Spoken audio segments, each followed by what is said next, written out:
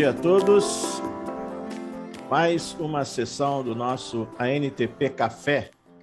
Desta vez, ouvindo como a mídia enxerga a crise do transporte público coletivo no país, que, aliás, é uma crise, e nós vamos conversar isso mais tarde, e, na verdade, todos que nos ouvem e veem agora sabem que essa crise não é exclusiva do Brasil, tem uma característica geral muito mais complexa, mas, no caso, vamos conversar sobre a crise do transporte em nossas cidades, as cidades do Brasil. Para isso, nada melhor que furar um pouco a bolha, né, das discussões que ficam só entre os segmentos especialistas, empresários, entidades representativas e discutir um pouco com jornalistas, porque é essa categoria que tem a preocupação, até por dever de ofício, de dar a notícia. E para dar a notícia, ele tem que conhecer todos os lados, ou como diz o filósofo Luiz Carlos Nespoli Branco, todos os gomos da bola de capotão, antiga bola que se usava no rude esporte bretão.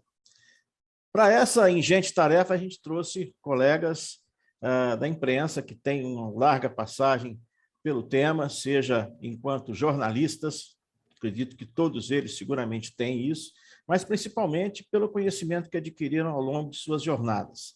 Começando por Milton Jung, jornalista, escritor, âncora do Jornal da CBN, apresentador do programa Mundo Corporativo, Alencar Isidoro, jornalista, editor adjunto do caderno Poder, da Folha de São Paulo, e o Adamo Bazzani, jornalista especializado em transportes, editor-chefe do Diário do Transporte. Como âncora, meu colega Cláudio Frederico, engenheiro, vice-presidente da ANTP, e eu, Alexandre Pelege, da condição de moderador, ou seja, só para trocar a bola, fazer a bola mudar de lado do campo e assim por diante. A gente agradece de saída o patrocínio da Caminhões Ônibus Volkswagen, o apoio da Frente Nacional de Prefeitos, Fórum Nacional de Secretários de Mobilidade Urbana, da NTU, Associação das Empresas de Ônibus Urbanos, da FABUS, dos fabricantes, e também ao carinhoso apoio e constante apoio da Transdata, que na figura do Rafael Teles tem nos ajudado aí com a plataforma e com a manutenção desse projeto no ar. Portanto, vamos, sem choromelas, dar início logo à conversa. Cláudio Frederico, você como âncora, te passo a pelota. Bom dia a todos. Realmente é um prazer, vamos dizer assim, uma renovação para mim, parar de conversar sobre o assunto com políticos e a turma da bolha. Então, adicionando à imprensa a nossa conversa, qual é a conversa? Quer dizer, qual é o nosso, para botar a bola para rolar?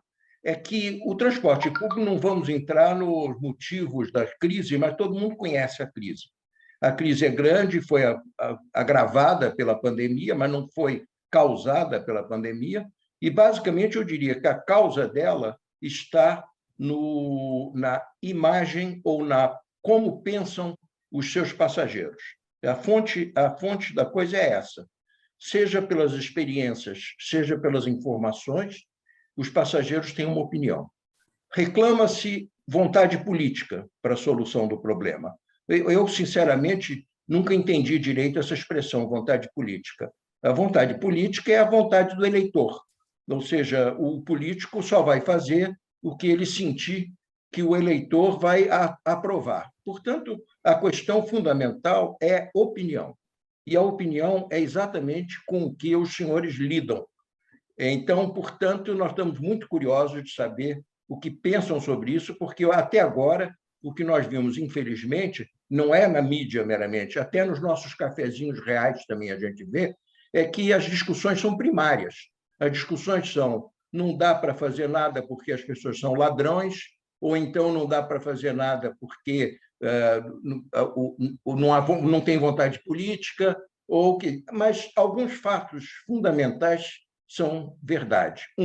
O transporte público é uma parceria entre o poder público e o privado. Não é só exclusividade de um ou de outro. E, segundo lugar, nenhum lugar do mundo que tem um bom transporte público, que as pessoas que viajam, a pequena porcentagem que viaja, vai lá e diz: puxa, maravilha, é isso que eu quero, ela só foi possível porque teve grande investimento público, suporte de custeio e de investimento. Então, é isso. O que nós gostaríamos de ouvir é justamente isso. Quer dizer, o que vocês pensam disso? Como é que a gente sai dessa? Como é que a gente modifica? Como é que a gente melhora a opinião e as soluções que apareçam para não serem tão primárias? Bom, só para não ficar aquela dividida ali, quem é que vai, quem é que não vai, então eu vou tomar a iniciativa e daí para frente, claro que o debate se estabelece, o papo rola e vira realmente o café, né? Então eu passo a bola para o longevo, Milton Yang, que inclusive é responsável por um dos principais sites de jornalismo hoje, né, Adamo Bazan? Então, por favor, Milton, gostaria de ouvir então que você desse o pitaco aí, depois a bola rola aí com o Alencar e com o Adamo. Alexandre, Adamo, Alencar, Cláudio, você que está nos acompanhando aqui, bom dia para todos vocês. Muito bom ter essa oportunidade de estarmos conversando aí sobre transporte público. Confesso a vocês que quando fui convidado, primeiro já me coloquei na posição de ouvinte e aprendiz, porque mesmo que por muito tempo eu tenha discutido a questão, e a gente tem discutido a questão da mobilidade de uma forma geral, porque ela não pode ser vista de forma isolada, e exatamente por não ser de forma isolada que a crise ocorre nesse momento, mas, enfim, eu sou, na realidade, um aprendiz ainda. Aprendi com o Zuenir Ventura, por exemplo, de que o jornalista não sabe nada do que fala, mas conhece quem sabe. E por conhecer quem sabe, a gente o tempo inteiro está conversando, entrevistando, ouvindo as mais diversas fontes e ouvindo o cidadão, que é peça-chave nesse processo, como o Cláudio chamou a atenção logo aí na sua participação inicial. Afinal de contas, é para ele que se presta esse serviço e é ele que tem que ser bem atendido. Então, venho para esse espaço e venho com essa primeira intenção de aprender muito ouvindo vocês. Dar soluções é bem mais complexo, vocês, na própria NTP, há quantos anos estão discutindo isso? Mas, sem querer me estender, me permita lembrar um segundo ponto que me chamou a atenção quando eu fui convidado para essa conversa, Alexandre. Porque lá no tema estava a crise no transporte público. Aí eu lembrei de uma palestra que eu fiz, mais ou menos uns 5 anos, na ESPM, para jornalistas que estavam iniciando carreira, e eles me convidaram para falar sobre a crise no jornalismo.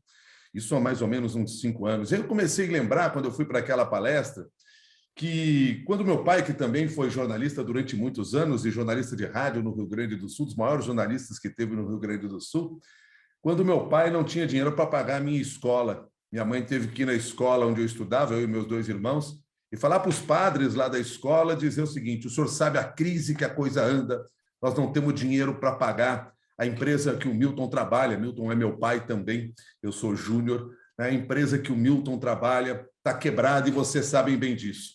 E nós estamos falando lá da década de 70, e eu mostrava para aqueles jornalistas que ali estavam se formando que a crise faz parte do nosso cotidiano, faz parte do nosso dia a dia. Vamos lá, vamos para o transporte público. Há quantos anos vocês na NTP estão tentando resolver a crise? As mais diversas crises. Aliás, aprendi com Adamo Bazan, que me deu a oportunidade de trazer o conhecimento dele nos textos sobre transporte público e que eu tive o privilégio de abrir um espaço no blog que eu mantenho até hoje, que tem o meu nome, dentro do site da CBN, um espaço em que ele falava sobre transporte público e contava a história da construção dos ônibus, não da construção dos ônibus, mas da história do ônibus na vida do brasileiro. E desde o início havia crises. Crises para levar, por exemplo, uma linha de ônibus até o ponto mais distante em que se tinha aberto um terreno e não se lembrava que para aquelas pessoas morarem lá naquele terreno distante, elas precisavam se deslocar. Enfim, essa crise ela é constante, ela só muda de nome. E a crise de hoje, claro, ela tem um diferencial, porque ela vem acompanhada por essa crise sanitária, uma preocupação muito grande, e que gera um outro aspecto, um outro olhar por parte dos empresários que atuam nessa área, dos políticos que têm que gerir essa questão, e de nós, que somos cidadãos e que estamos aí diante desse cenário complicado e complexo. Mas, enfim, eu digo isso aqui para você, Alexandre, apenas para abrir um pouco essa conversa e pensar um pouco que nós não estamos tratando de uma crise específica. Essa é uma crise já de longo prazo e há muito tempo a gente vem tentando buscar soluções. As soluções foram aparecendo aos poucos. Talvez o que tenha que acontecer agora é que a velocidade dessa solução tenha que ser muito maior, porque o mundo é muito mais veloz. E aí, Alencar, o que falta para ter essa velocidade ou isso não depende somente desse tema? O que você acha? E, desculpa, eu usei o termo longevo, mas, na verdade, aqui, comparando com o Cláudio, comigo, com o próprio Branco, nós somos bem mais longevos, né? Claro que você é longevo no conhecimento, na Mas é rádio, muito bem-vindo, mas é jornalismo. muito bem-vindo esse longevo, pode ter certeza. Olha, se eu olhar para o Dádamo Bazzani, que foi meu colega, um estagiário na rádio CBN, e ele já está aí com toda a sua história bem contada, se a gente olhar para o Alencar Isidoro, que também é um jovem ocupando uma posição tão importante dentro de um jornal que tem o poder que tem, e sem trocadilho quando falo do poder, já que ele atua nessa editoria, eu me sinto longevo diante deles, pode ter absoluta certeza. Vamos lá, então, Alencar. Agora a bola está Vamos lá. contigo. Vamos lá. Bom dia para todo mundo. Obrigado pelo convite, Lege, Cláudio, Branco. Prazer falar com vocês, Milton, Adamo, quem tanto admiro aí, todos vocês. Mas eu menos do que as soluções, Lege, eu estou também um pouco como o Milton disse ali, um pouco no papel de aprendiz. E no papel de jornalista, eu gosto das provocações, que eu sei que o Cláudio gosta um pouco disso, mas a primeira pergunta que eu me faria é: existe uma crise no transporte público?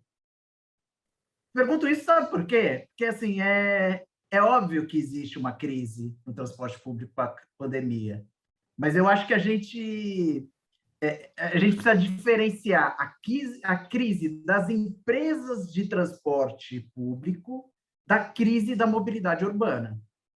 Porque, assim, eu vejo o grupo setorial discutir muito a questão da redução das viagens, e agora as viagens despencaram, vai precisar mais subsídio, agora vai precisa injetar mais recursos, precisa aumentar a tarifa, porque as empresas não vão conseguir sustentar. Claro, uma preocupação mais do que legítima, e é bom para toda a sociedade que as empresas de transporte coletivo sejam saudáveis, porque se sabe mundialmente quanto o transporte coletivo é um modo sustentável ali, importante para os deslocamentos urbanos. Mas eu acho que isso é bem diferente de uma crise de mobilidade, porque daí eu vou começar a falar alguns copos mais cheios que eu vejo nessa crise, entre aspas. Por exemplo, eu acho que a gente está com uma oportunidade aí pós-pandemia de rever mais do que nunca os modos de deslocamento que a gente tem e o planejamento urbano mesmo das cidades, né? Ou seja, a questão a redução das viagens é algo que, em tese, pode ser positivo para a sociedade, né? Nunca é bom que a pessoa saia lá, se desloque 2 horas por dia e saia do extremo da periferia para trabalhar no centro da cidade e perca 1h30 para ir, 1h30 para voltar, e todo mundo se deslocando a todo momento de um lado para o outro. A gente sabe que a mobilidade sustentável aí envolve essa questão da redução dos deslocamentos, que o próprio home office, o crescimento disso durante a pandemia ajudou a desenvolver. Eu acho que traz uma nova discussão desses deslocamentos, que talvez passe ainda mais pela antiga discussão dos deslocamentos não motorizados, deslocamentos a pé, que daí não vai envolver as empresas de transporte coletivo, mesmo os transportes não motorizados a ciclovias, né?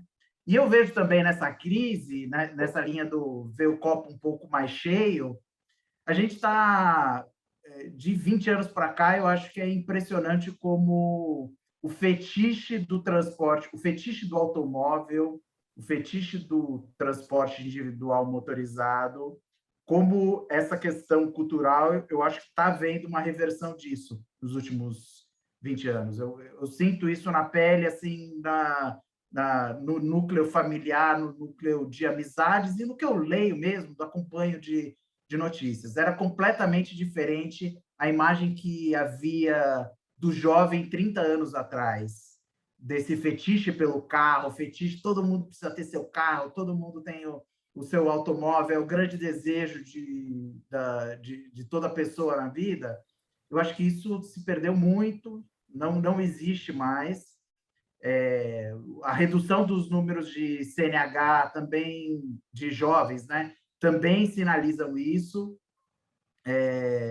Então, eu acho que isso é também um lado positivo dessa questão de ver um novo modelo de deslocamentos, redução de deslocamentos, porque quando você perde um pouco esse fetiche, amplia a margem para medidas que são impopulares de restrição ao uso do carro, de taxação ao uso do carro, pedágio urbano, priorizar transporte coletivo. Então, isso são duas coisas que eu queria só pontuar, que eu acho que, na verdade, temos uma crise das empresas de transporte coletivo, mas eu vejo que tem a possibilidade de revisão das formas de deslocamento que podem ser um cenário positivo aí para todo mundo.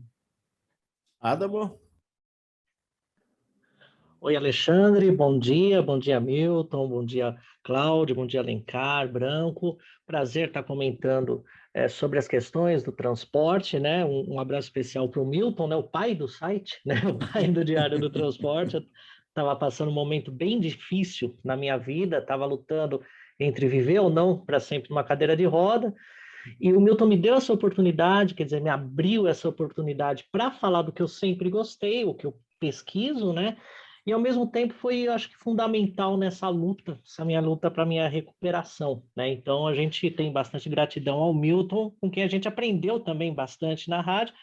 E o Milton, por favor, não conte os bastidores, que eu imitava a sirene de polícia na redação, gritando que às 5 horas da manhã eu abria com o pé na porta a redação, o estúdio, levava bronca direta do Heródoto. Isso não precisa ser comentado. Essa crise não precisa ser comentada. Mas, pessoal, eu acho muito importante esse momento de sair da bolha. Eu acho que para qualquer problema, para qualquer crise, não há solução sem comunicação. E, infelizmente, o que eu ainda vejo, embora que a gente está avançando um pouco nisso, é que nesse setor de transportes há muito preconceito de todas as partes para todas as outras partes, né? O jornalista, do nosso lado, até por causa da cobertura, que a gente tem que ver o homem mordendo o cachorro e não o cachorro mordendo o homem, né? A gente pensa já no investidor, no empresário de ônibus como o bandido. Não, todo empresário de ônibus é bandido, empresário de ônibus tem falcatrua. E a gente sabe que não é bem assim. Sim, existem os maus exemplos, existem os exemplos que denigrem até mesmo esse diálogo, né, de empresários de ônibus, de gestores públicos de transportes também, envolvidos em corrupções, etc. Só que a gente fica com esse estigma.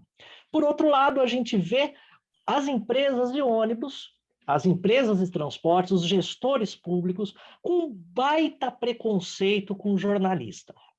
A gente liga numa garagem de ônibus, às vezes para até perguntar uma coisa positiva da empresa. Olha, vocês renovaram a frota, eu queria checar a informação de que vocês compraram tantos X ônibus 0 quilômetros. Ah, quem é? É fulano de tal, do jornal tal, da imprensa tal. Simplesmente quase que batem o telefone na cara da gente. Os especialistas, os técnicos em transportes, eles nos ajudam muito, nos trazem uma visão técnica que a gente não tem até pelo exercício da profissão. Igual o Milton falou muito bem, a gente não sabe de nada, mas tem a agenda, o telefone de quem sabe, né? Só que também a gente, não generalizando, né? A gente vê em alguns técnicos, talvez por falta de experiência na comunicação, né? Não se degluta tanto, não detalha tanto, não tem a paciência de explicar, às vezes, o que é beabá para eles e que para a gente é algo de outro mundo, a gente não entende, né? Quantas vezes, claro que não vou citar nomes, mas eu entrevistei técnicos de transportes, profissionais, né, especialistas, que parece que eu estava entrevistando Deus, né? Porque o tom de superioridade, e assim, ficou, e o Milton, que é jornalista, o Alencar, que é jornalista, sabe muito bem disso, o Alexandre, que é jornalista, a gente ficava até com medo de fazer a pergunta idiota, só que a pergunta idiota era o que o passageiro que mantém todo esse sistema, que mantém empresa de ônibus, que mantém salário de funcionalismo público ligado ao transporte, é o que precisa saber, né? Sabe aquela coisa, mas tudo bem, as sobreposições de linhas são ruins para o sistema de ônibus. Poxa, mas essa linha aqui passa em frente ao hospital, vocês vão tirar só porque tem um metrô a 3 quadras? Quando a gente ouvia tantas terminologias, às vezes a gente até ficava acanhado, não é? correto, o jornalista não tem que ser acanhado, mas a gente até ficava um tanto quanto acanhado de prosseguir no assunto, que é a solução para o passageiro. A gente vê que o passageiro, o usuário, né, muitos termos se usam clientes do transporte coletivo, eu não sei se eu ainda estou de acordo com esse termo clientes do transporte coletivo para todos os casos. É claro que tem que ser tratado como cliente, é um tomador de serviço, é um consumidor desse serviço, mas o que a gente vê na prática é que não adianta você ter uma concessão, que só você opera, tem uma concorrência, é verdade, hoje de outros modais, mas você chamar de cliente alguém que você não dá nem bola na prática, né? Porque o que a gente vê também é que tem muita empresa, empresário, operador, que dá bola para o número da catraca, mas não dá bola para quem gira essa catraca, né? Então, acho que é importante, porque se a gente não começar a quebrar esses preconceitos, fazer mais exercícios como o que a gente está fazendo agora, não vai ter solução. Você pode ter a técnica mágica, que não existe, mas você poderia até ter uma técnica mágica para resolver tudo isso. Mas se você não avisar da sociedade sobre qual é essa técnica mágica, a gente acho que não vai encontrar solução tão já, pessoal. Adamo, agora só para a gente já dar uma primeira geral do que a nossa audiência se manifestou, a Valesca Pérez Pinto, da UITP, ela disse que é importante, Jung, você realmente diferenciar as crises e também diferenciar causa, efeito e tendência. Para ela, o Isidoro também ampliou para a crise da cidade. Outra coisa que a Valesca também fala é que, Alencar, o fetiche do carro pode estar diminuindo, mas ela alerta para o crescimento do uso de motocicletas. Esse, pelo contrário, está se ampliando. Aí nem sei se seria fetiche, se não seria talvez um pouco de necessidade, né, juntando as duas coisas aí. E o Rafael Teles, que é um dos diretores da Transdata, nos diz que a sua provocação, Alencar, é importante notar que as viagens que estão sendo reduzidas não são as pendulares das periferias para o centro. O teletrabalho ou o comércio eletrônico atingem de forma desigual a população, tanto quanto existe a desigualdade social e econômica. Então, ele só quis matizar um pouco o seu comentário. Bom, devolvendo a bola para vocês, o papo está livre, o papo está solto. Aliás, eu fiquei curioso aqui quando o Adamo disse o seguinte, que ele procurava os especialistas e muitas vezes o especialista dizia alguma coisa que ele não entendia. Pô, Adamo, se você não entendia, quem vai entender, rapaz? Você não cai um dos caras que eu conheço que mais estuda essa área, que mais vive essa área, o que mostra claramente... Eu vou só te dar um exemplo. Eu entendo que o Adamo falou, tenta entrevistar alguém da área de tecnologia embarcadas. Nossa, Jesus amado! O que eu e o Adamo passamos, só isso. Você sabe que eu adoro o tema da comunicação. Aí nesse eu me sinto muito mais confortável, inclusive, a falar, porque eu aprendi com meu pai lá no Rio Grande do Sul que o diabo sabe mais por velho do que por diabo.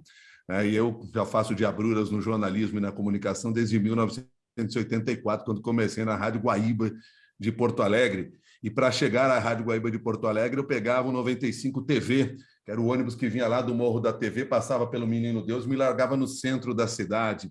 E, aliás, isso me remete a uma outra ideia, porque parece que não mudou muito essa história, né? A gente continua... Esse modelo é muito parecido, assim. Eu pegava o ônibus e, olha, eu estou falando de uma cidade em que o transporte público, na época, hoje, continua tendo uma boa qualidade, tem uma boa resposta por parte do seu público, seja pela própria estrutura que a cidade tem. Isso permite que você tenha um transporte público de qualidade. Estou falando lá de Porto Alegre. Mas esse modelo assim do que funciona, o que modernizou realmente daquele tempo em que eu pegava o 95 TV para hoje, além do próprio bilhete, que naquela época eu pagava com dinheiro, tinha que tirar o dinheiro do bolso, mudou muito. E eu estou perguntando isso porque eu queria propor uma coisa para vocês aqui, tá? Não para vocês especificamente, mas eu já vi até pelos próprios comentários aqui entre os participantes, eu acho que pode ser bem interessante para vocês começarem a pensar um pouco mais sobre esse assunto. Eu converso, entrevisto toda semana algum ou empresário, algum consultor, algum analista, algum especialista, algum técnico, um gestor no programa Mundo Corporativo. E não há um deles que não fale sobre a grande transformação digital que nós estamos enfrentando. Ser digital é uma necessidade, não é mais assim uma opção. A crise de agora, a pandemia de agora, vamos dar esse nome, a pandemia de agora mostrou isso muito claramente para pequeno comerciante. Ele precisava ser digital, ou como a gente costuma usar hoje, figital, porque ele não pode ter o contato físico e ele tem que investir no digital também. Então, ele tem que ser figital.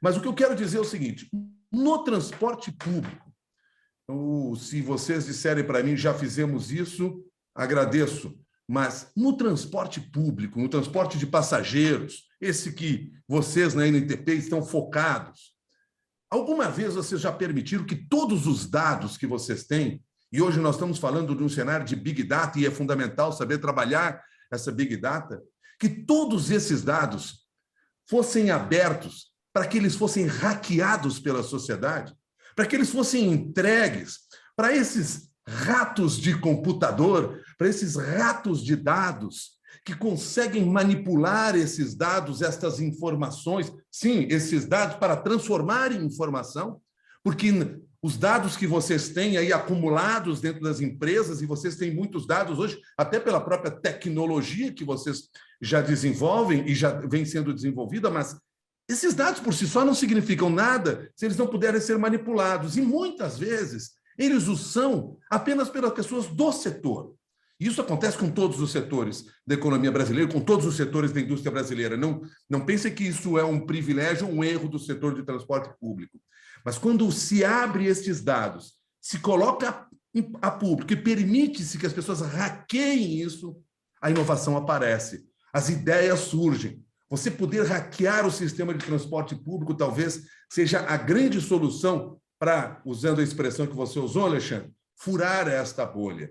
Talvez aí esteja o caminho. Eu sei que o setor empresarial, a concorrência, sempre se busca fechar muito o acesso a determinadas informações, mas talvez o caminho seja esse. Não dá mais para guardar informação, não. Nós temos que aproveitar o Big Data e entregar a busca de uma solução para essas pessoas que estão aí neste mercado, criativas, inovadoras, prontas para trazer boas respostas.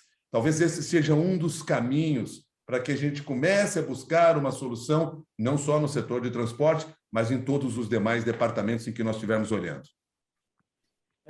Boa, Milton. Inclusive, resumindo numa palavrinha, né? Eu acho que você foi bem direto. Transparência, né? Se não tem transparência, fica difícil ganhar confiança e, por conseguinte, consistência. Vamos lá, Alencar, já seguindo a hora, a não ser que vocês queiram inverter o jogo, não tem problema. Aqui o passe é rápido, fala quem se sentir mais à vontade, até para engatar na conversa do parceiro. Está livre aí o papo. Essa aí é a famosa história, Alencar. Como é que é? Quem pede a bola tem preferência, quem se desloca recebe, né? Não, só queria engatar no que o Adam e o Milton disseram, e ainda na linha mais da provocação do que de ter as respostas mesmo. Mas acho que o transporte público, o transporte coletivo, esse setor, o que ele precisa é inovação. É isso. E acho que essa questão de abrir dados, essa ideia do Milton de hackear os dados, ou seja, abrir para a sociedade, eu acho que realmente é um grande facilitador disso. Nessa cobertura, nas últimas décadas, eu senti que tiveram dois movimentos que sofrem até hoje uma resistência muito grande desse segmento, e que acabaram se consolidando na sociedade como formas de deslocamento que hoje em dia são meio inimagináveis você abolir. Uma foi o fenômeno dos pirueiros, outra foi o fenômeno dos aplicativos de transporte. São dois fenômenos que mudaram ali radicalmente as formas de deslocamento no transporte coletivo e que tiveram grande resistência desse segmento. Eu não discuto, é óbvio que há uma série de problemas nesses modos de transporte que surgiram de forma desregulamentada, uma forma que sabemos todos os prejuízos da sociedade. Mas eu pergunto, como que é possível algo assim ter surgido, e surgido não do segmento do transporte coletivo? Será que não tem... Qual é o próximo fenômeno, assim como tiveram os pirueiros, assim como tiveram os aplicativos de transporte? Qual é o próximo fenômeno que vai aparecer daqui a uma década? E por que esse fenômeno não vai partir do próprio setor de transporte coletivo? Não tem nenhuma inovação Não tem nada que possa ser pensado pelo setor para sair um pouco da caixinha, para sair um pouco da... pensar em inovação mesmo, sair aí, arrojado pode Alencar, ser pensado. E aí, Alencar, que eu entro nessa questão, porque se ficar a discussão da tecnologia, da criação, da inovação apenas com as pessoas que estão dentro da empresa ou das empresas, desse setor, você perde uma grande oportunidade que está do lado de fora, de pessoas que podem estar enxergando isso, que utilizam o sistema, inclusive, e que querem ver benefícios. O grande barato de você conseguir hoje abrir isso para um número maior de pessoas e aproveitar esse conhecimento compartilhado que existe. Quer dizer, a gente vê muitas vezes pequenos movimentos, maratonas de hackers, por exemplo, que em 3, 4 dias buscam uma solução. Eu tenho algumas experiências de casa, eu sou pai de 2 filhos, e o mais jovem deles tem 22 anos, 23, o mais velho 25, e ambos trabalham de alguma maneira no campo da tecnologia, e o mais jovem trabalha numa empresa, e semana passada toda a empresa parou. A empresa parou porque eles se mobilizaram durante uma semana, separaram as pessoas em grupos para criar, para inovar de alguma maneira, para apresentar propostas para a empresa, soluções de determinadas coisas. Tinham lá um termo específico que eles tinham que trabalhar em cima daquilo. Passaram 3, 4 dias em cima daquilo, trabalhando um tempo incrível em cima daquelas soluções. Ao final do 5º dia, cada grupo apresentou o seu projeto. Daqueles projetos, provavelmente 3 ou 4 serão aproveitados já imediatamente, estão sendo aplicados imediatamente na empresa. Então, veja assim, e eles fizeram isso internamente. Você pode abrir isso para outras pessoas e encontrar essa solução, talvez às vezes mais rápido do que a gente imagina. Mas o medo que se tem do que pode acontecer no momento em que eu ofereço os dados para você, ele gera esse tipo de barreira, esse tipo de bloqueio. E aí a gente prefere abrir mão do grande conhecimento que a sociedade tem hoje, que pode nos oferecer. Porque não adianta, não é o diretor de TI da empresa que vai dar essa solução. O diretor de TI pode ser como você, um provocador, que até agora só está provocando, né? O Cláudio, aliás, já tinha dito isso lá no início, né, Alencar? Ó, pessoal, engatando também na mensagem dos colegas, mas antes você sabe que existem fãs do Diário do Transporte, do Milton, estão mandando abraço aqui, inclusive pedindo abraços. O Oberdan, lá de Curitiba, trabalha na área de tecnologia. O Paulo, que ele é manobrista da Express Transporte, uma empresa de ônibus da Zona Leste, então eles estão mandando abraço, eu retribuo também. Mas essa questão também da tecnologia passa pelo que o Milton falou da transparência, que a gente não encontra ainda no sistema de transportes. Eu falei de ligar para a empresa de ônibus, né? Mas a empresa de ônibus pode ser ressabiada, etc., que é um erro, mas até pode se entender por um ou por outro lado. Agora, poder público, é gente que a gente paga o salário. A gente vai. Nessa época de pandemia, teve muita redução de frota de ônibus, teve a redução de demanda, não estou discutindo a redução da frota. Mas a gente mandava e-mail para as assessorias de imprensa, como demanda de imprensa, para saber em que percentual estava a frota e não tinha resposta. Quer dizer, a gente não está nem falando de volume financeiro, de soluções de integração. Não, a gente só queria saber se, ao invés de 100 ônibus, estava rodando 75 ou 65. E a gente não conseguia isso. Aí, tudo bem, os preconceitos que todos têm contra todos, está errado. Mas também não pode dar brecha, né? Você ligar para uma prefeitura e falar, pelo amor de Deus, ficar 5 dias. A Prefeitura de Santo André foi uma briga para a gente conseguir saber direitinho qual era o percentual da frota. Até hoje não sabe direito, né? Então tem isso. Inovação. Inovação passa por tecnologia. Mas não é só tecnologia que a gente tem que pensar quando surge o termo inovação. A gente tem que inovar modelos de prestação de serviços. O Cláudio sabe, o Alencar sabe, o Milton sabe, o Branco sabe. Vocês já viram um contrato de empresa de ônibus? Um contrato de prestação de serviço? É uma coisa jurássica. Sabe, para você colocar um adesivo no ônibus para dizer que aquele ônibus vai passar em frente a um hospital que vai ser inaugurado, você precisa de 44 assinaturas do gestor público, né? Para você bolar uma mudança de linha Que aí entra o aplicativo que vê essa brecha, entra o mototáxi que vê essa brecha, tem empresa de aplicativo de carro que já está com o aplicativo de moto. Então, a gente tem que começar também, quando pensa em inovação, na tecnologia, que é acima de tudo. Nessa questão, acho que a tecnologia é a ferramenta, a tecnologia não é o fim, né, da mudança, né? Quer dizer, não é a tecnologia que vai mudar. A tecnologia vai ser uma ferramenta para mentes mudarem o sistema de transportes. Os contratos são completamente engessados. Quando se fala transporte sob demanda, não é transporte sob demanda só aquele que você pega no aplicativo. O que é demanda no transporte? É uma necessidade. A partir do momento que uma empresa operadora de transportes, que está interessada em lucrar legitimamente, ela entende que surgiu uma demanda, ou numa linha nova, ou numa operação de linha que só pode operar aquele horário, que tem uma demanda naquele horário, uma entrada de escola, uma entrada de hospital, uma entrada de fábrica. A partir desse momento, a empresa, eu acho que ela tem que ter flexibilidade de também fazer isso, porque se a gente continuar com esses contratos completamente engessados, arcaicos, jurássicos, a gente pode ter a melhor tecnologia de ferramenta do mundo. Que o Milton falou, a gente tem que saber o que fazer os dados.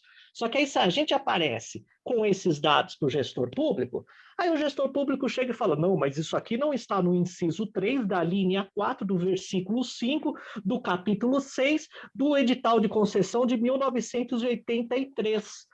Quer dizer, quando a gente fala em inovação, a gente não pode só se iludir com a tecnologia. A gente tem que usar a tecnologia apenas como o martelinho e o prego para essas mudanças.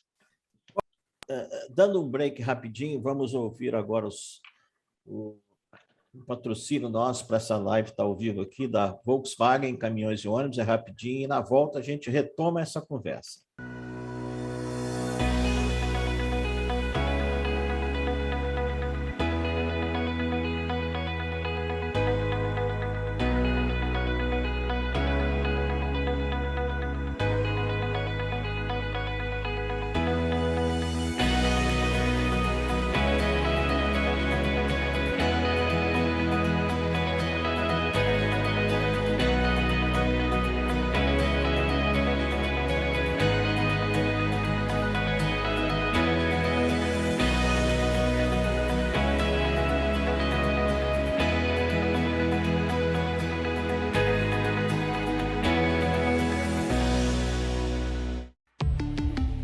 Volkswagen.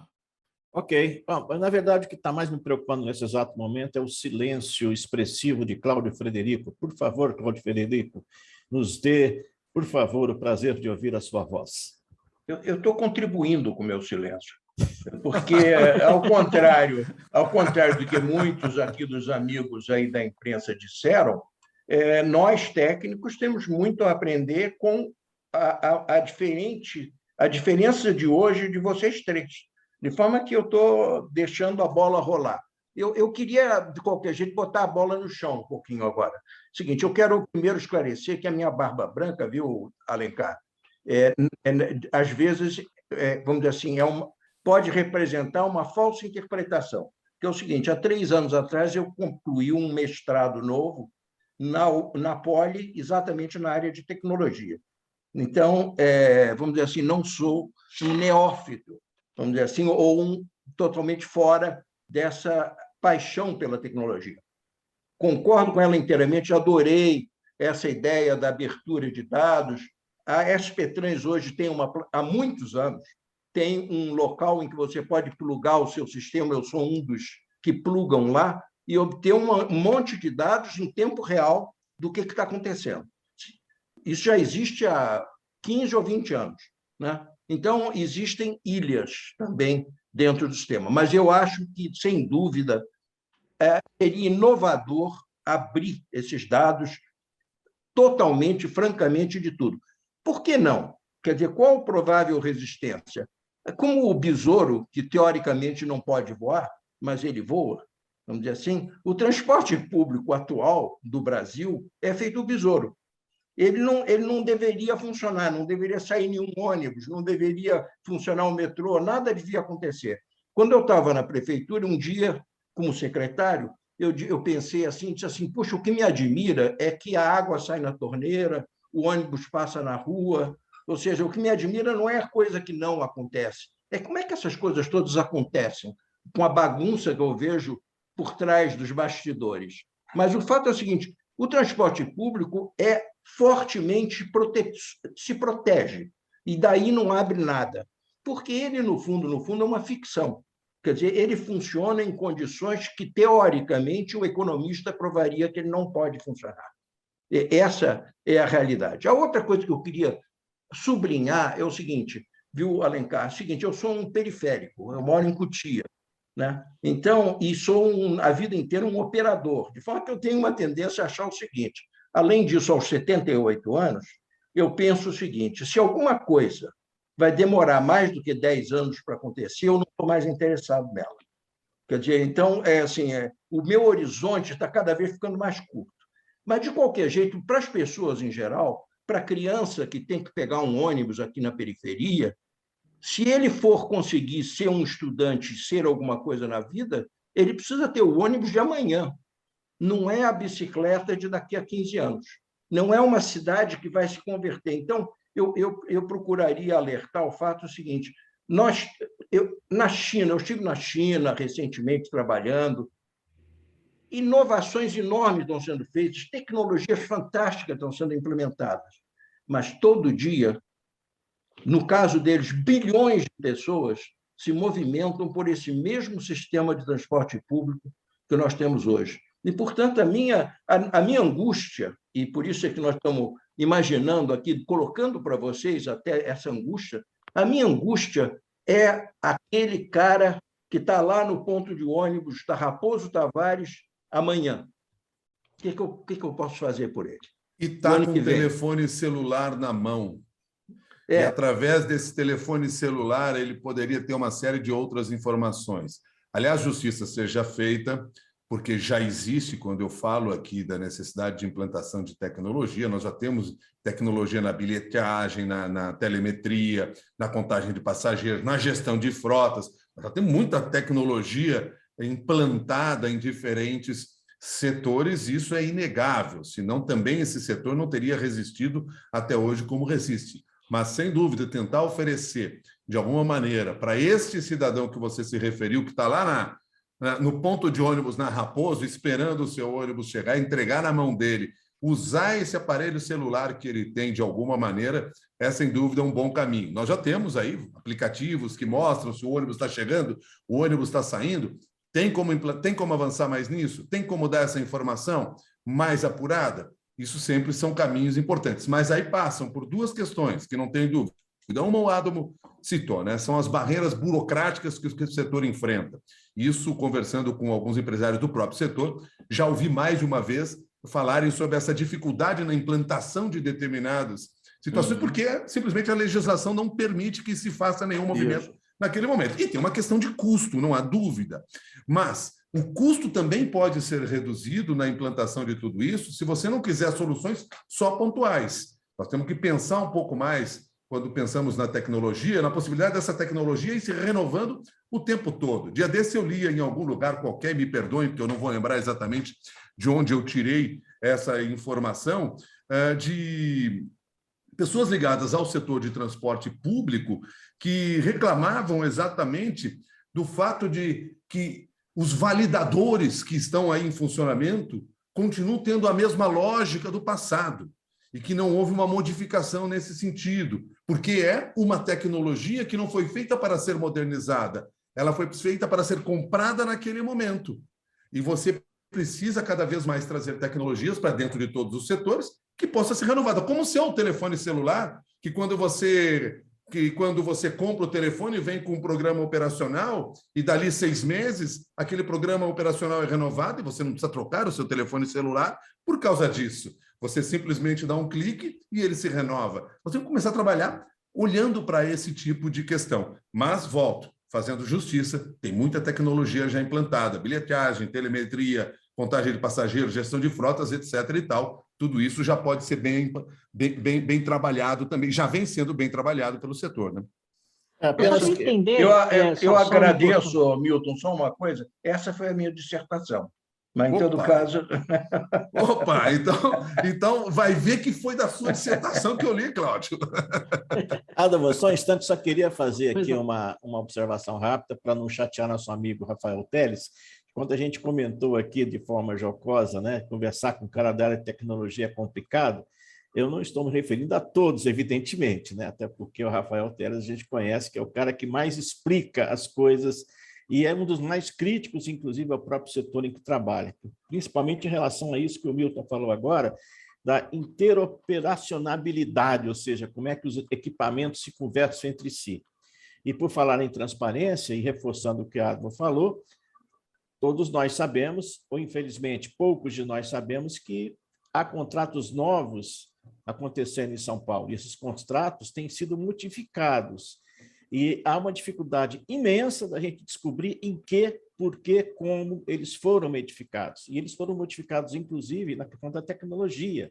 E isso tudo é feito de maneira estranha, a gente não consegue ter essa informação. Eu acho que caberia ao setor público, até para o próprio interesse dele, explicar para a população o que está sendo modificado no contrato que vai trazer mais benefício para o usuário do sistema. Então, devolvendo a bola para o jogo aí, só o Elcio Raimundo passou um toque aqui para a gente, que quem está participando, né, isso até deixa a gente muito feliz, desse nosso NTP Café, é uma turma de alunos do curso de pós-graduação Lato Sensu, Ensino à Distância do Mackenzie, o curso Gestão e Desenho de Mobilidade Urbana Sustentável, que é um curso desenvolvido em parceria com a NTP. Devolvendo a bola, então.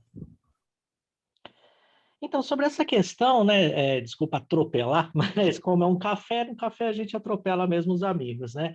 Sobre essa questão da tecnologia fornecer informações, por exemplo, para o passageiro que está na Raposo Tavares, passageiro que está na Anchieta, querendo chegar também à capital paulista, mas essa tecnologia, ela tem captado essa informação do passageiro, e não só captado da origem e destino dele, que a origem e destino, é claro, é o arroz com feijão de todo e qualquer planejamento.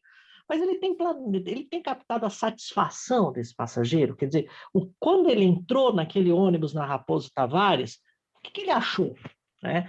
E aí, levando em conta, não, mas às vezes a pessoa chega e desconta no transporte coletivo, desconta na demora do ônibus, tudo que ela enfrentou da casa dela até o ponto. Porque tem lugares nesse Brasil que, para chegar da sua casa até o ponto, é uma verdadeira odisseia. A calçada é ruim, tá chovendo, você tá indo, o carro joga a poça em cima de você. Quando você vai chegar no ônibus, você já tá pé da vida e você vai descontar nesse ônibus. Então, também tem que levar em consideração isso, porque é uma mobilidade. Andar a pé é mobilidade. Pouca gente ainda parece que se deu conta disso, né? Que andar a pé faz parte de um plano de mobilidade, né? Mas esse passageiro está sendo ouvido? Quer dizer, qual o feedback que ele tá conseguindo dar, e esse feedback está sendo aproveitado pelas empresas, pelos gestores públicos, né? Porque quando a gente fala, por exemplo, de algumas soluções tecnológicas de informação, são essenciais. Eu acho que o transporte está até atrasado em muitos aspectos em relação a isso.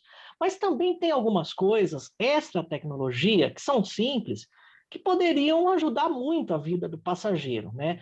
Uma coisa que eu acho muito legal em metrô e que é difícil ter em ônibus, a tal plaquinha com as principais paradas, né? Quer dizer, às vezes a pessoa que não conhece determinada região prefere pegar o metrô e andar 3, 4 quadras para chegar até o compromisso dela, do que pegar um ônibus que para bem em frente aonde ela vai, só que ela não sabe que ponto descer, ainda mais com retirada de cobradores, aí já é outra questão polêmica que a gente pode deixar para outro dia, né? Mas se tiver uma plaquinha lá no ônibus dizendo as principais avenidas que aquele ônibus vai passar, pô, ela vê a placa da rua, vê a placa, mas ela pode ver isso no celular?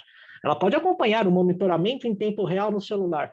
Gente, a vida do passageiro não é tão fácil assim.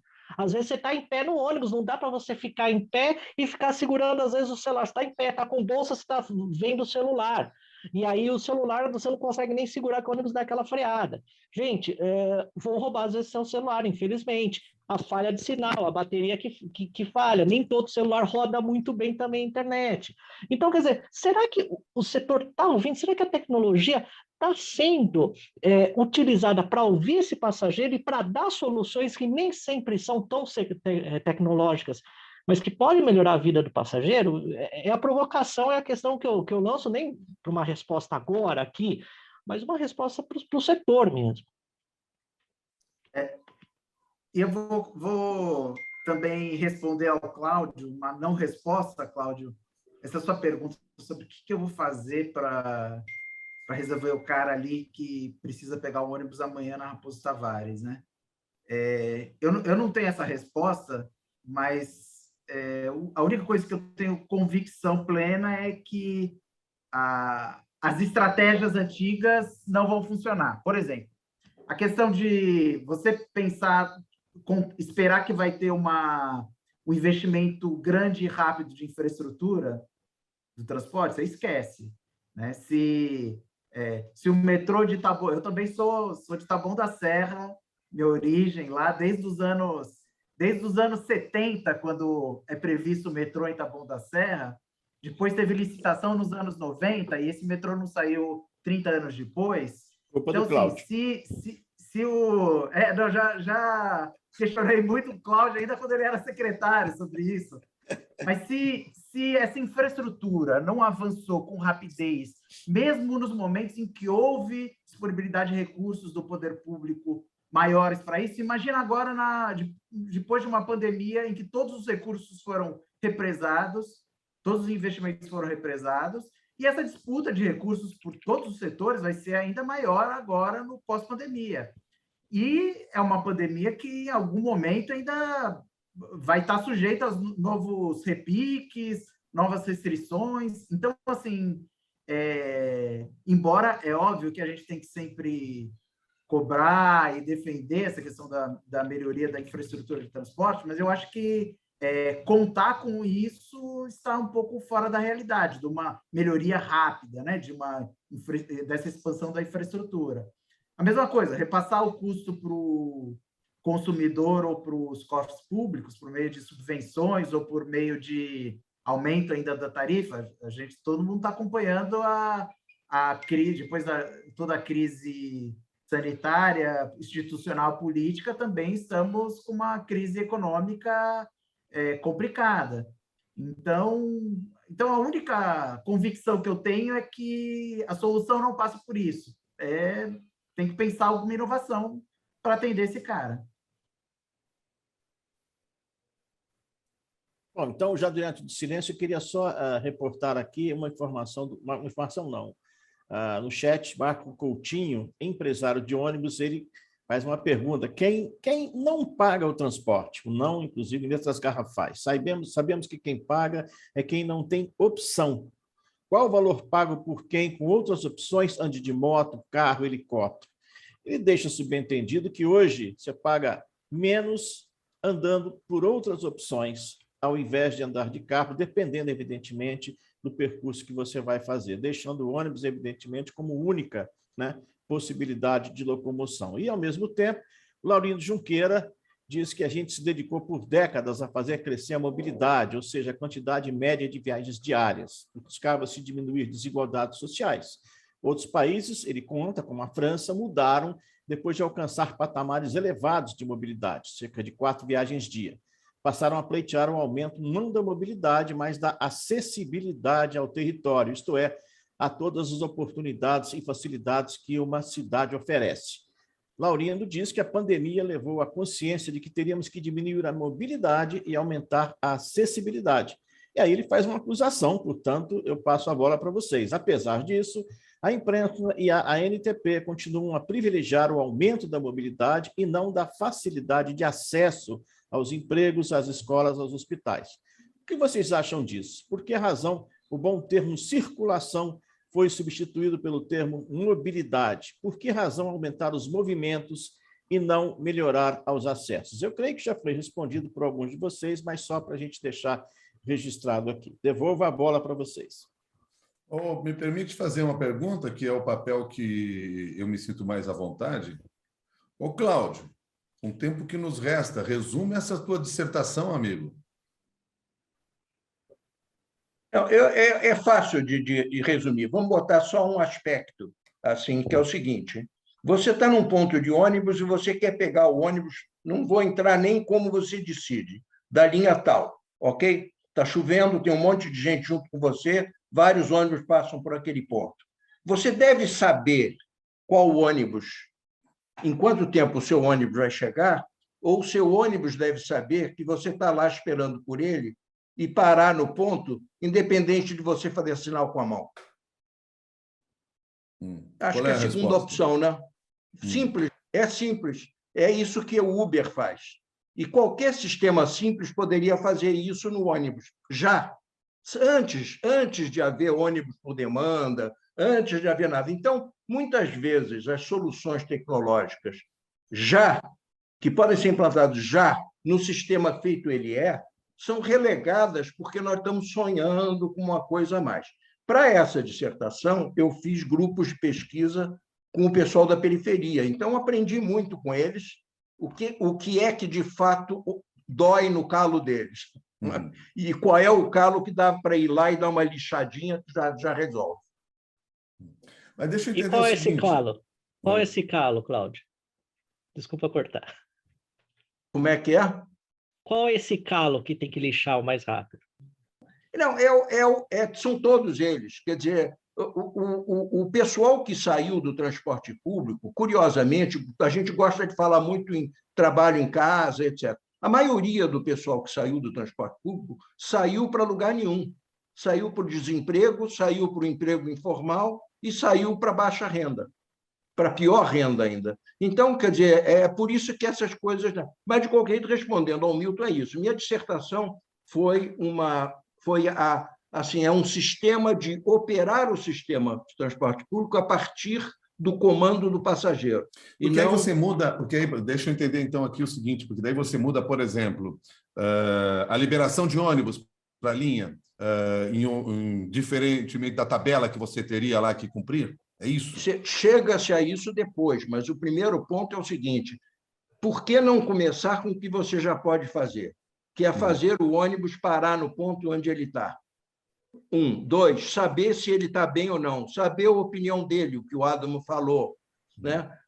Poder relatar uma emergência, formar um clube entre os usuários, de tal forma que, se um velhinho se perder, o próprio sistema de ônibus recupera a família. Enfim, a tecnologia usada para começar, para se comunicar diretamente com cada um dos passageiros. Depois vai inventando o resto. Ou seja, um serviço público, né? Sabe que as redes sociais elas estão pegando um pouco essa lacuna, né? Eu acompanho, existem comunidades em Facebook, grupos de WhatsApp, que são comunidades daquela linha de ônibus específico.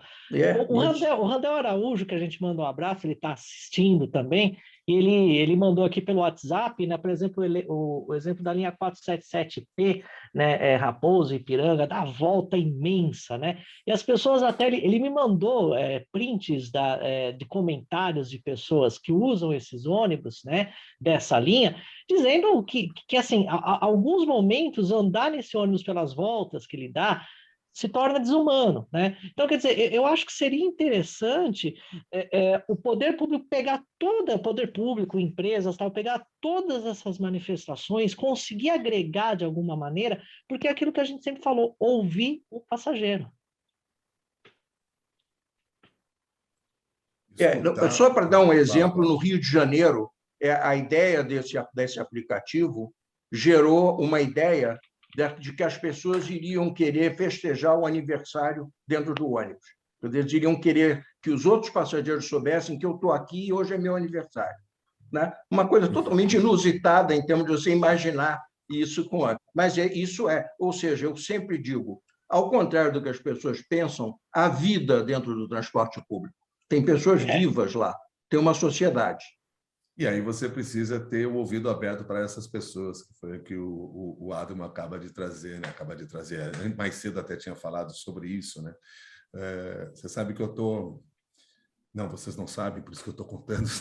Mas, enfim, eu estou no meu período de férias, eu estou aqui na cidade de Piracaia, interior de São Paulo, no meio de uma floresta privada, que é mantida por um rapaz que é um estudioso na área da comunicação, Thomas Brier, é um franco-brasileiro, e a especialidade dele é a escutatória. Durante todos esses dias que eu estou aqui, nessa casa, eu, na casa dele, um pouco mais distante da minha, ele usa um estúdio para fazer cursos de escutatória. E ele faz esse curso para as maiores empresas deste país. Por quê? Porque cada vez mais a gente descobre que nós não somos capazes de ouvir aquele que está ao nosso lado. Nós não somos capazes de ouvir o nosso consumidor, nosso cliente, nosso passageiro. Não somos capazes de ouvir a sociedade. Vejam só, nós tivemos que voltar ao tempo e aprender a escutar o outro.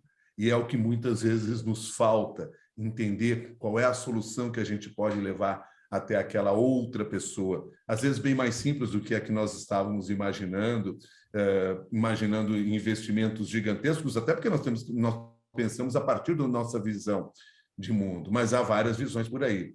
Então, desenvolver a escutatória faz parte, e aí eu fecho aqui com aquilo que o Adamo falou lá no início, quando ele disse da necessidade de se melhorar a comunicação. O primeiro passo para uma boa comunicação é o saber escutar o outro, mas escutar genuinamente, e não escutar o outro apenas para anotar os dados do que ele falou e deixar lá na gaveta depois e dizer o seguinte: fizemos uma pesquisa aqui. Sim, mas ouça genuinamente aquela pessoa que tem o que contar para você. E aí talvez essas soluções fiquem muito mais próximas de todos nós, nossos cafezinhos ficarão mais agradáveis quando nós pegarmos um ônibus e irmos até o bar onde a gente vai se encontrar. E eu espero que a gente possa se encontrar o mais breve possível, inclusive sem medo, sem restrições, com tudo isso que nós estamos vivendo aí nesse momento. Porque como é bom poder sentar com os amigos numa mesa de bar, bater um papo, abraçar, falar sem ter medo do que vai acontecer ou do que a gente vai levar para o outro.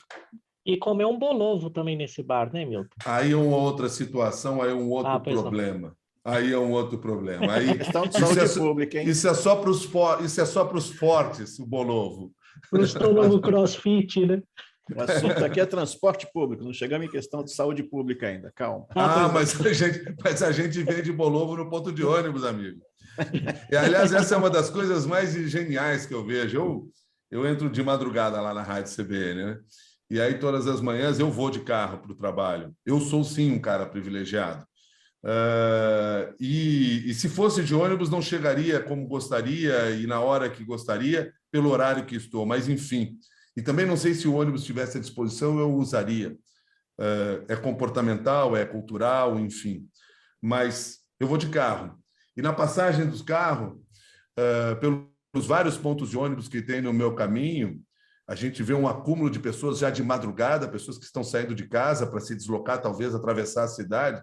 E me chama muito a atenção o quanto se criou esse comércio em cada ponto de ônibus. E não é qualquer ponto de ônibus, é naquele em que há o maior número de pessoas. Ou seja, a moça do cafezinho, que não foi esse cafezinho que nos serviram aqui, né, Cláudio? Mas a moça do cafezinho, que vende lá o café com leite no ponto de ônibus, ela sabe onde está o passageiro e o que o passageiro quer. Por isso ela está ali. Ela não está em qualquer ponto de ônibus, não. Ela está exatamente onde há aglomeração de passageiros. Então, veja que ela já soube hackear esse sistema para saber onde tem ponto de venda, enquanto muitos de nós ainda não aprendemos essa lição. Olha o lead aí, Adamo. Olha o lead aí, hein? Exatamente. Milton Jung denuncia: hackers estão se apropriando do mercado do comércio de café. Mas é realmente isso mesmo, sabe? O povo sabe do que ele precisa. A moça do cafezinho é o povo. Ela, às vezes, tem uma visão de transporte que, às vezes, nenhum big data, às vezes, nenhum técnico, às vezes, nenhum jornalista, às vezes, ninguém tem, porque ela está lá. Só que ela não é ouvida. Se alguém fosse na rua e perguntasse, de gestor público, encostasse nessa mocinha do café e perguntasse para ela o que ela acha, o que ela vê, talvez a gente poderia ter coisas que nem a maior tecnologia do mundo ainda conseguiria expressar, Mas que aí, é a humanidade, né? além dela, a gente podia ouvir o Gilberto Gil também, que disse uma coisa numa música brilhante dele, né? Que o povo sabe o que quer, mas muitas vezes ele sabe, ele não sabe, ele sabe que aquilo que ele quer, muitas vezes ele desconhece o que ele quer. Então, acho que cabe à tecnologia mostrar para ele, olha, se fizer assim não vai ser legal, se fizer desse jeito não vai ser importante. Mas então, aí, eu Alexandre, acho que entra as na duas questão coisas de devem saber caminhar qual pergunta juntas. fazer, né? Aí unir entra os na dois, questão né? de saber fazer a pergunta certa para as Exatamente. pessoas. As duas coisas devem caminhar juntas. Bom, já estamos, infelizmente, chegando já praticamente ao fim. O Ulisses Bigaton mandou uma frase aqui e pergunta, talvez, o que todo mundo acha. Eu já daria minha resposta antes da pergunta, né? A lei, ora lei, nora lei. Então, vamos lá. A Política Nacional de Mobilidade de 2012 previa a criação do Sistema Nacional de Informações sobre o Transporte Público, mas nunca foi implementado. A lei, ora a lei. Será isso? As nossas leis, elas são impressionantes. A questão é agir, né? Ainda essa semana conversava com um grupo de colaboradores de uma empresa numa palestra sobre ética e cidadania. E todas as empresas hoje, você vai olhar, tem lá o seu código de conduta, tem as suas regras de compliance, integridade ou conformidade, cada um dê o nome que quiser. E o que a gente sabe é que todos esses códigos, todos esses registros, todas essas plataformas na internet que trazem muitas vezes um site muito bem elaborado com as informações e os compromissos da empresa, eles nada mais são do que um registro digital, um registro impresso, mas eles precisam ser tirados do papel e ser tirados do digital na ação diária de cada pessoa. E a mesma coisa com as leis. Se existe lei, por que ela não saiu desse papel? Por que não se agiu no sentido de se criar isso? A gente entende um pouco desse país, sabe como funciona esse comportamento. Mas, enfim, só para dizer que se não houver a ação do homem e da mulher, do homem como um todo, como ser, se não houver a ação do ser, tudo vira letra morta. Então, vamos agir, vamos começar a trabalhar nesse sentido, vamos tentar tirar ideias do papel, vamos tentar tirar as leis do papel e talvez também ter leis que permitam a inovação de uma forma mais ampla e genuína.